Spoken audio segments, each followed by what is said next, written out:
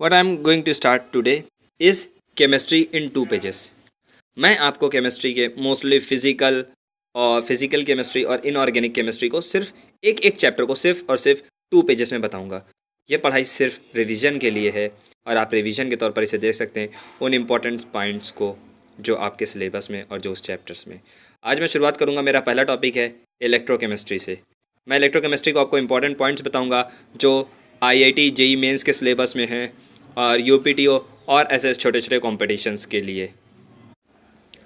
Electrochemistry में जो सबसे पहला टॉपिक आएगा वो आता है मेटेलिक कंडक्टर्स के बारे में। So point number 1 should be noted as metallic conductor.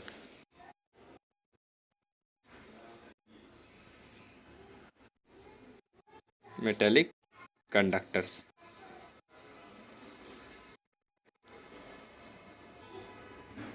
Basically अगर देखा जाए तो metallic conductors are those conductors जिसमें जो मेटल हो और इलेक्ट्रिसिटी कंडक्ट करते हो।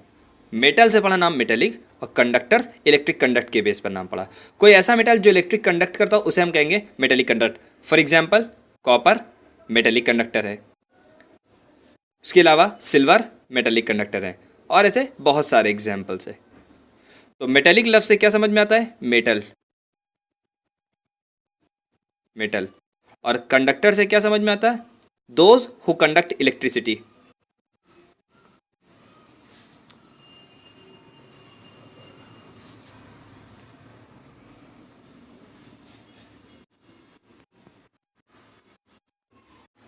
इसमें सबसे इंपॉर्टेंट पॉइंट क्या है जो कॉम्पिटिशन में पूछा जाता है? वो है एक्सेप्शन, जिसमें से CS, Hg एंड Ga, ये सीजियम, Hg और गैलियम, ये वो मेटेलिक कंडक्टर्स हैं जो लिक्विड होते हैं रूम टेम्परेचर पर। तो कॉम्पिटिशन्स में आपको पूछेगा कि ये तीनों का नाम दे देगा और पूछेगा बताइए किस टाइप के कंडक्टर्स हैं, और 4 ऑप्शन रहेगा तो आपको बताना पड़ेगा कि मेटेलिक कंडक्टर्स है, बट ये क्या है? लिक्विड है रूम टेम्परेचर पर। हमारा दूसरा पॉइंट है इलेक्ट्रोलाइटिक कंडक्टर्स, और उसी से ये चैप्टर बना है जिसमें हमें इलेक्ट्रोलाइटिक सेल, इलेक्ट्रोकेमिकल सेल के बारे में पढ़ना है। तो बेसिकली दूसरा है इलेक्ट्रोलाइटिक कंडक्टर्स। तो इलेक्ट्रोलाइटिक कंडक्टर्स हम उन कंडक्टर्स को बोलते हैं जिनमें इलेक्ट्रिसिटी आयंस की वजह से फ्लो होती है। इलेक्ट्रिसिटी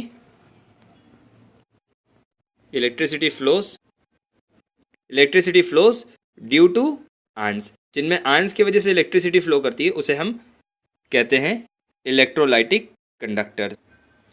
हमारा तीसरा टॉपिक है कंडक्शन इन इलेक्ट्रोलाइटिक सॉल्यूशन। कंडक्टेंस इन इलेक्ट्रोलाइटिक सॉल्यूशंस। हमने क्लास 12 में पढ़ रखा था ओम्स लॉ, जहां पर हमें पता था V is directly proportional to I। हम कांस्टेंट का साइन हटाते थे, डायरेक्टली प्रोपोर्शनल का साइन हटाकर कोई कांस्टेंट लगाते थे, वो IR हम लिखते थे। Where V is volt, that is potential difference in volt, I is current and R is the resistance.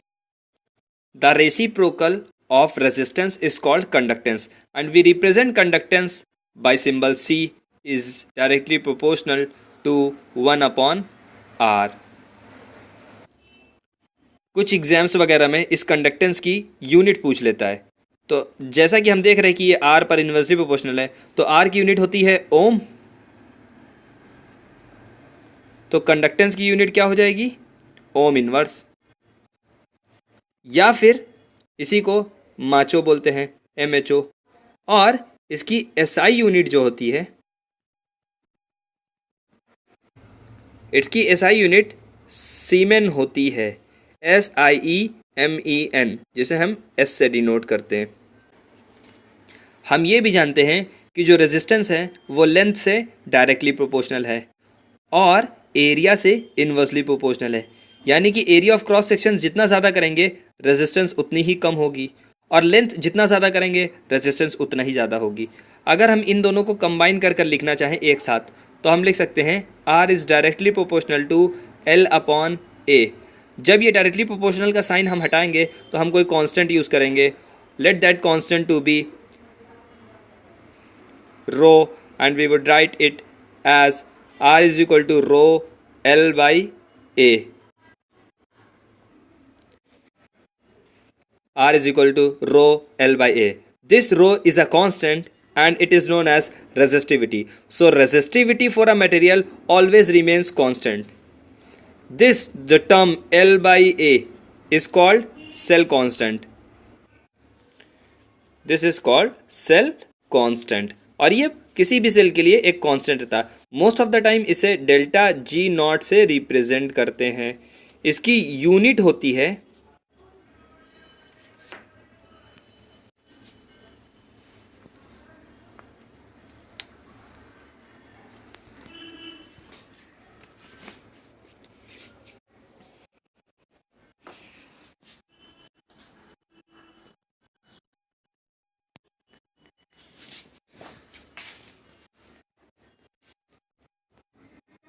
इसी रेजिस्टिविटी को समटाइम्स हम लोग क्या बोलते हैं? Specific resistance.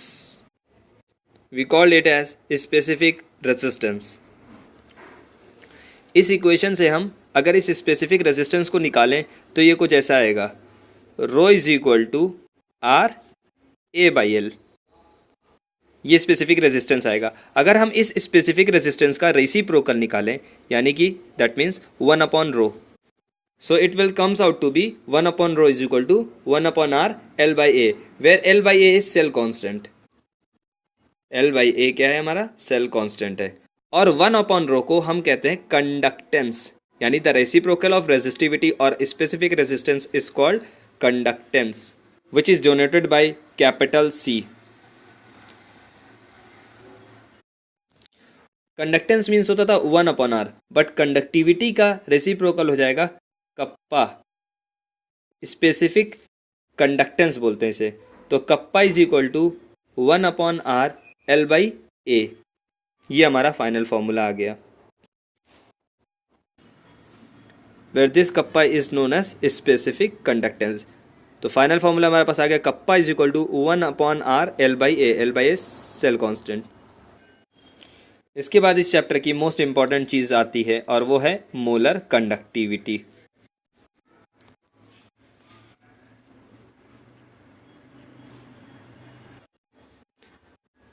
The molar conductivity of a solution is denoted by lambda m, where lambda m is equal to kappa into 1000 upon molarity. kappa अभी मैंने ऊपर बता रखा था कि वो बोलते हैं स्पेसिफिक कंडक्टेंस को, और स्पेसिफिक कंडक्टेंस का formula 1 upon r L by A. Now focusing on to this, kappa into 1000 upon molarity रखकर हम मोलर कंडक्टिविटी कैलकुलेट कर सकते हैं. मोलर कंडक्टिविटी निकालने का हमारे पास एक दूसरा फॉर्मूला भी है, kappa into 1000 upon normality. N क्या है? नॉर्मेलिटी है. And last and the final formula is kappa into 1000 upon S, that is solubility. हम जानते हैं, अगर हम यूनिट की बात करें तो हम जानते हैं कप्पा की यूनिट होती है पर ओम पर सेंटीमीटर, माचो पर सेंटीमीटर, और इसकी यूनिट मोलारिटी की सेंटीमीटर पर मोल.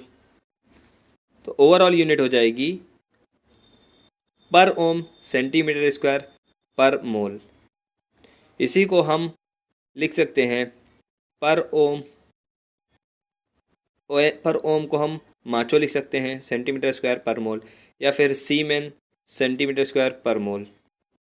मोलारिटी की यूनिट होती है मोल पर सेंटीमीटर, मोल पर मीटर पर लीटर क्यूब, पर लीटर क्यूब को हम पर मीटर क्यूब भी कर सकते हैं, मीटर क्यूब को सेंटीमीटर क्यूब भी कर सकते हैं.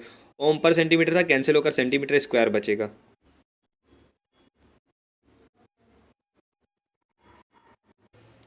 My next topic is equivalent conductivity.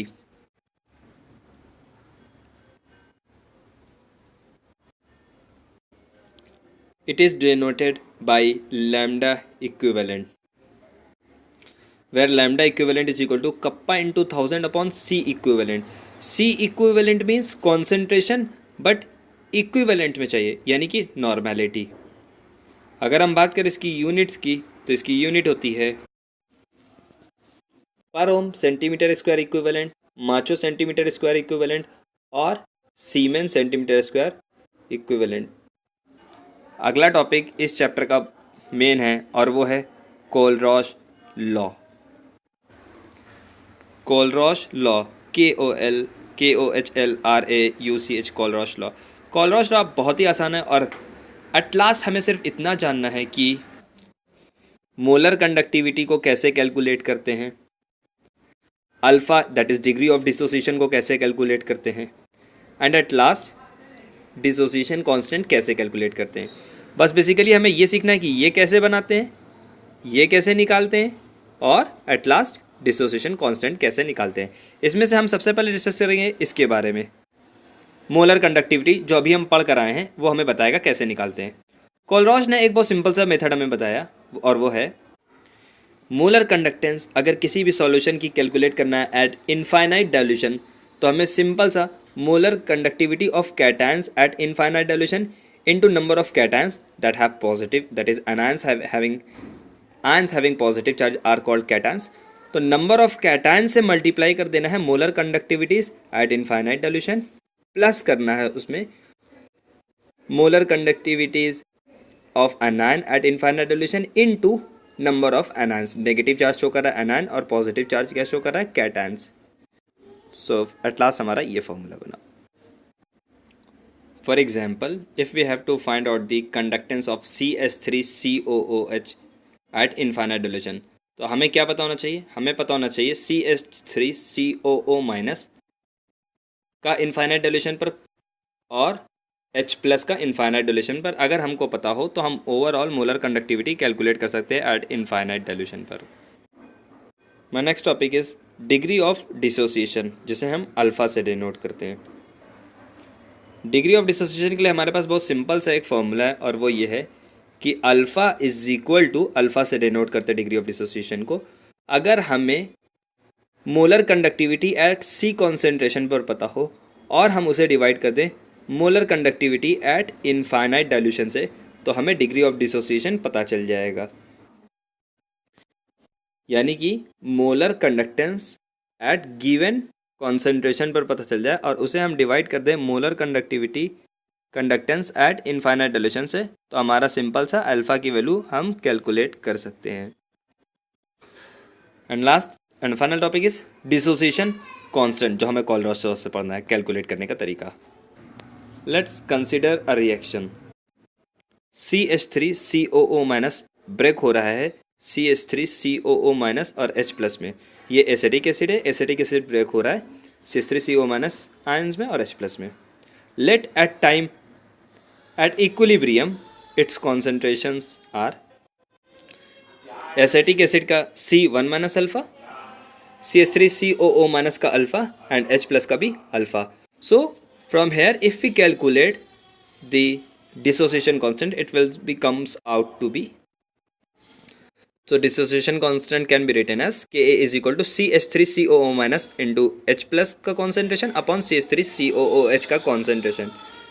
हम जानते हैं इसके दर पे C अल्फा, इसके दर पे C अल्फा, इसके दर पे C1 माइनस अल्फा का होल स्क्वायर लिखा है। From here we can cancel out C and C and the final equation will comes out to be Ka C alpha square 1 minus alpha. हम देख सकते हैं कि इस इक्वेशन में अल्फा फंस रहा है और इससे पहले वाले स्टेप में हमने अल्फा कैलकुलेट करने का तरीका बताया। अगर हमें ऊपर की इक्वेशन से अल्फा निकालने का तरीका आ गया, हम अल्फा की वैल्यू यहाँ पर पुट करके Ka भी फाइंड कर सकते हैं।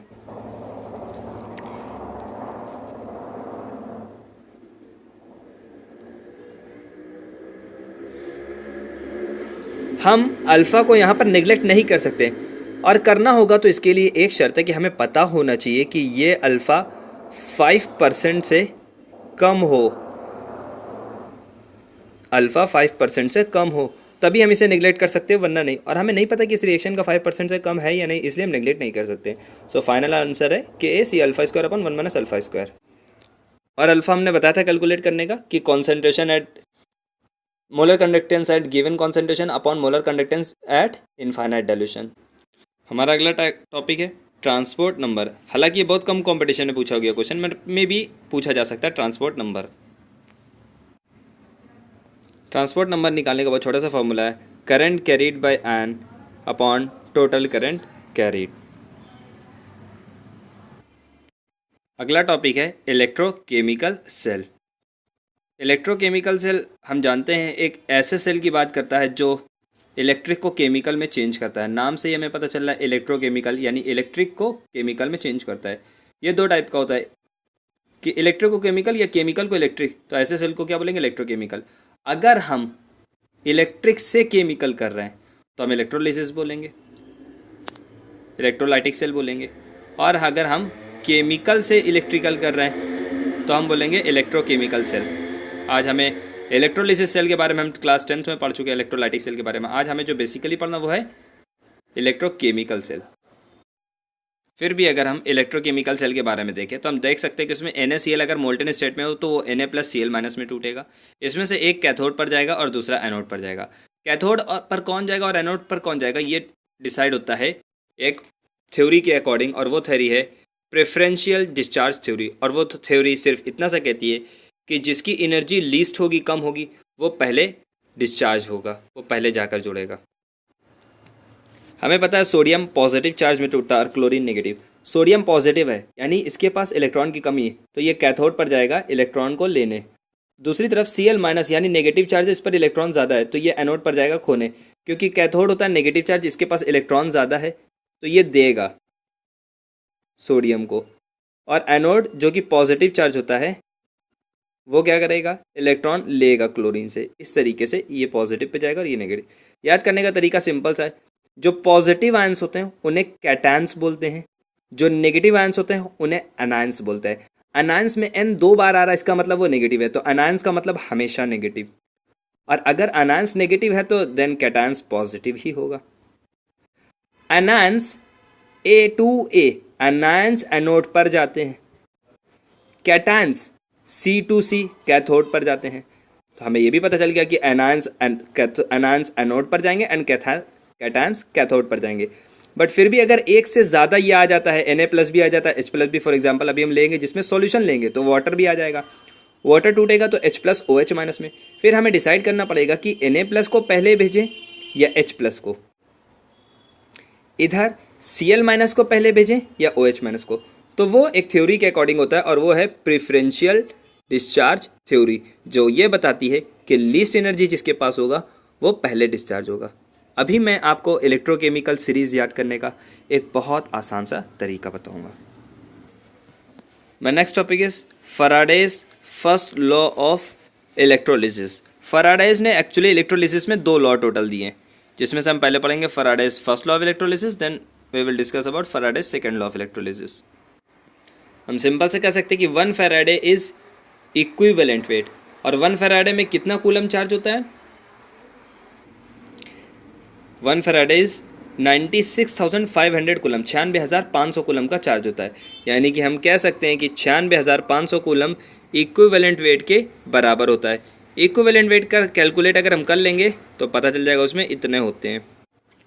नाउ फैराडे ने अपने लॉ से जो बेसिक बात बताई वो ये बताई कि जो भी अमाउंट ऑफ चार्ज आप क्यू पास करेंगे वो डायरेक्टली प्रोपोर्शनल है अमाउंट ऑफ सब्सटेंस W जो डिस्चार्ज हो रहा है किसी इलेक्ट्रोड पर।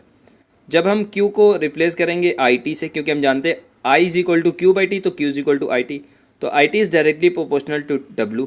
यानी कि हम कह सकते हैं W इज इक्वल टू कोई कांस्टेंट अगर लगा दें ZIT, तो ये हमारा फाइनल फॉर्मूला बन जाता है।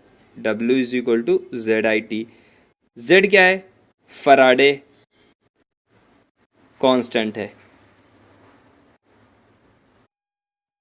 Z कोई फैराडे कांस्टेंट है जिसकी वैल्यू 96500 कूलम होती है, यानी कि आमतौर पे 1 फैराडे रख सकते हैं। Next topic is Faraday second law of electrolysis. अभी तक तो हमने फर्स्ट लॉ में ये देखा था कि अगर हम कुछ चार्ज पास करेंगे तो वेट डिपॉजिट होगा, लेकिन अगर हम same amount of current pass करेंगे तब क्या होगा?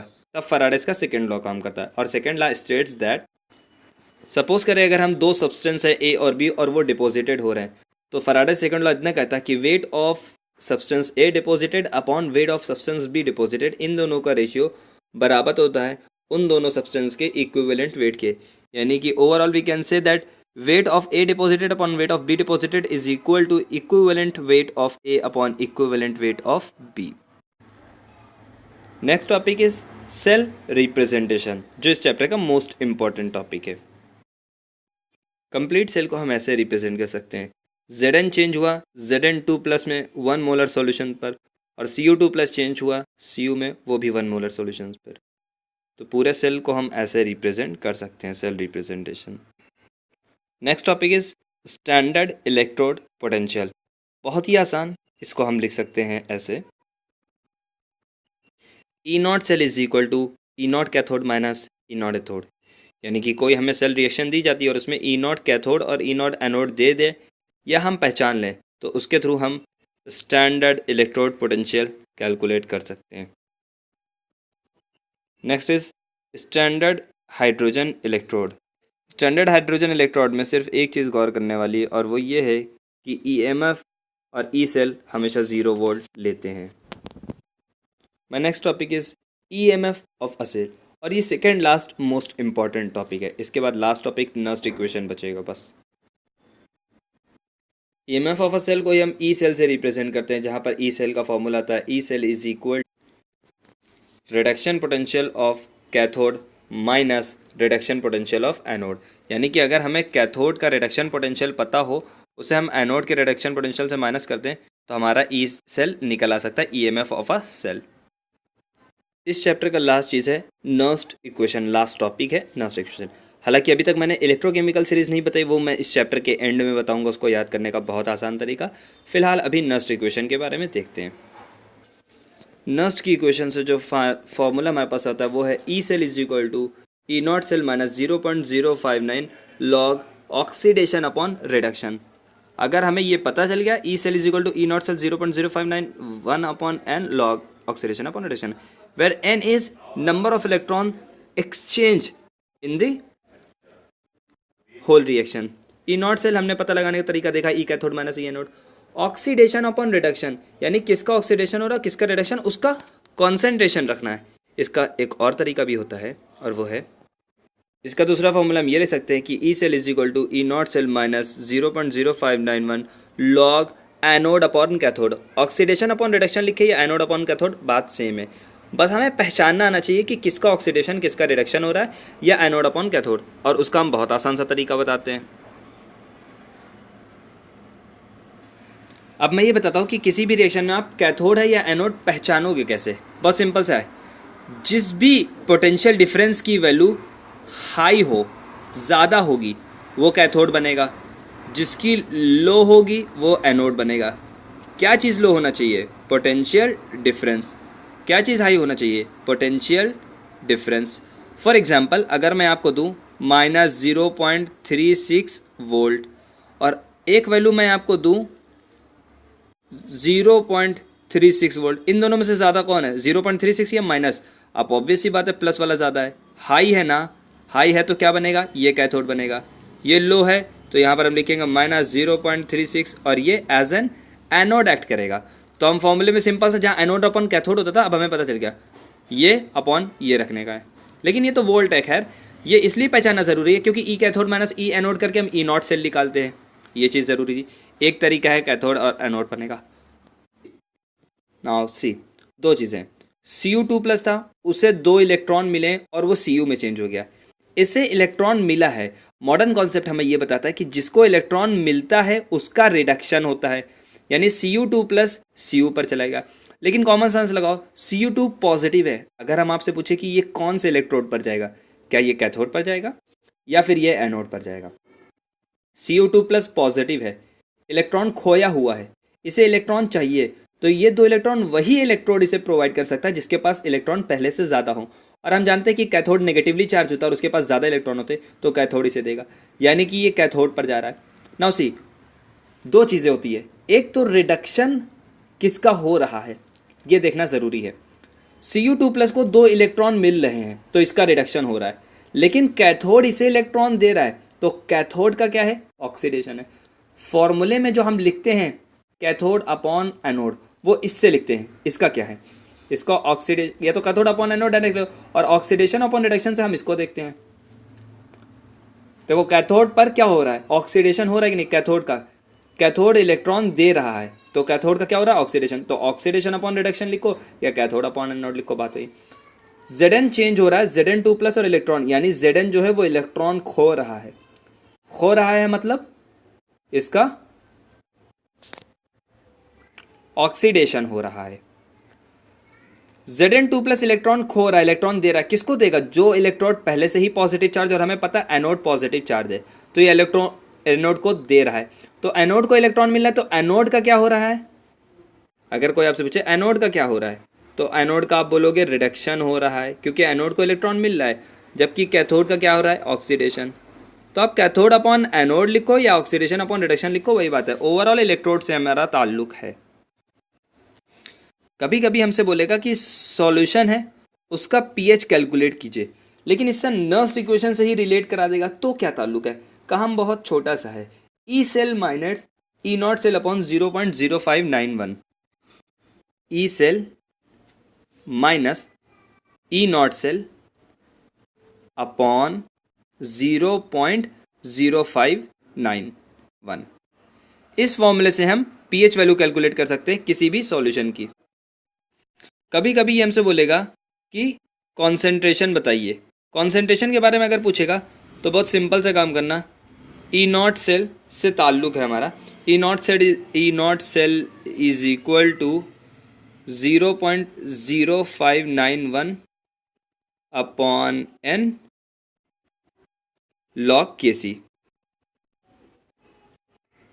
तो ये के सी क्या है, यही आपका इक्विलिब्रियम कांस्टेंट है। ये क्या है, इक्विलिब्रियम कांस्टेंट।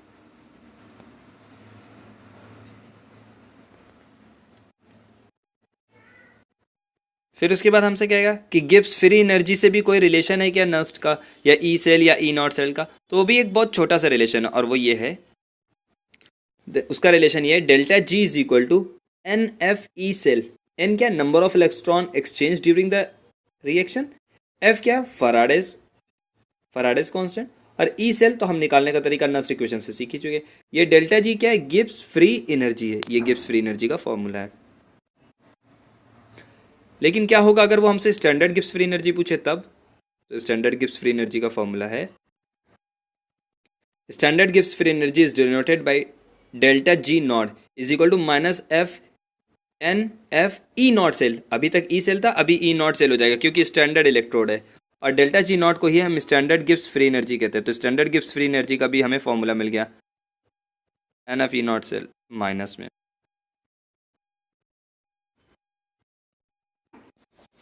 हमें एक और चीज़ का ध्यान रखना है कि अगर सेम इलेक्ट्रोलाइट में डिप किया गया है तो हमारे लिए ई सेल का फॉर्मूला हो जाएगा, E cell is equal to E naught cell minus 0.0591 upon N log P2 by P1। ये तब है जब दोनों इलेक्ट्रोड्स को सेम इलेक्ट्रोलाइट में डिप किया गया, तब P1 एंड P2 क्या है, प्रेशर से रेस्पेक्टिवली दोनों का। ये भी नस्ट इक्वेशन को रिप्रेजेंट करने का एक तरीका है।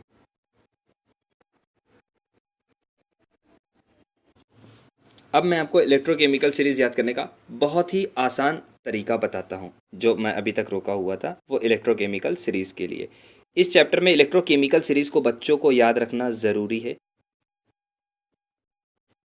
ताकि वो एग्ज़ाम में एक से ज़्यादा अगर आए तो उसे समझ सकें कि मुझे किसको डिस्चार्ज कराना है, किस ट्यूब पर कराना है, कैसे। बहुत छोटा सा तरीका बताऊंगा और अगले एक मिनट के अंदर आपको भी ये तरीका याद हो जाएगा। It can be details as LIKBASR&CA। LI ले, के BASR को हम बोल सकते हैं बांसुरी, BA बा SR सुरी, ले के बांसुरी। CA को हम प्रोनाउंस कर सकते हैं को कह के, ले के बांसुरी को। NAMG ले के बांसुरी को ना, MG can be pronounced as मुझे, ले के बांसुरी को ना मुझे। नेक्स्ट 3 यार्स ALMNZN ले के बांसुरी को ना मुझे, अल MN can be pronounce as मियाँ जी, अल मियाँ जी, ले के बांसुरी को ना मुझे, अल मियाँ जी।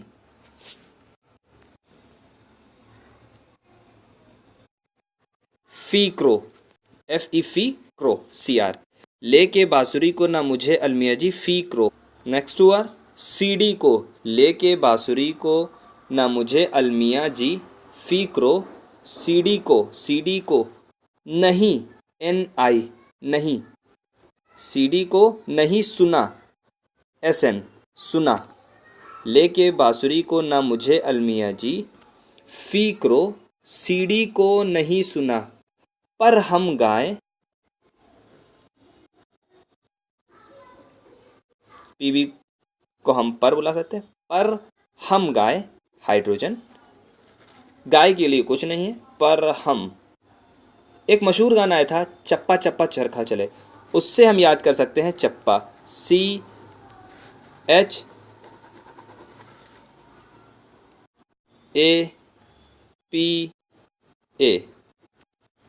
पर हम गाए चप्पा चप्पा। सबसे पहला CU है, HG है, AG है, PT है और A क्या है, AU गोल्ड है। यानी पर हम गाए चप्पा चप्पा, पर हम गाए चप्पा चप्पा, चप्पा चप्पा। तो इस तरीके से आप पूरी सीरीज़ याद कर सकते हैं। लेके बांसुरी को ना मुझे अलमिया जी, फ़िक्रो सीडी को नहीं सुना, पर हम गाए चप्पा चप्पा। इस तरीके से ये आपकी इलेक्ट्रोकेमिकल सीरीज़ याद की जा सकती है।